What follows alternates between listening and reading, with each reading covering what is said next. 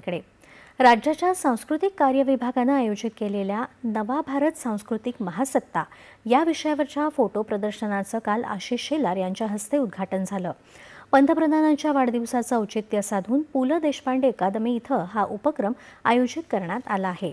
त्याशिवाय चित्रपट, रंगभूमी आणि सांस्कृतिक विकास महामंडळाचा नवा उपक्रम दादासाहेब फाळके चित्रपट रसास्वाद मंडळाचं उद्घाटन देखील शेलार यांनी केलं। यावेळी प्रभातची निर्मिती असलेला संत तुकाराम हा चित्रपट दाखवण्यात आला।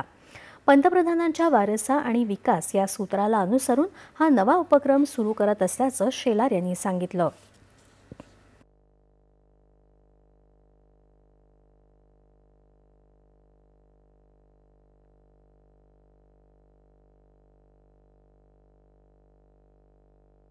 या सर्व छायाचित्रातून गेल्या 10-11 वर्षाचा भारताचा प्रवास आणि भारताचा आंतरराष्ट्रीय असलेला दबदबा या सगळ्याची स्पष्टता त्या ठिकाणी होते।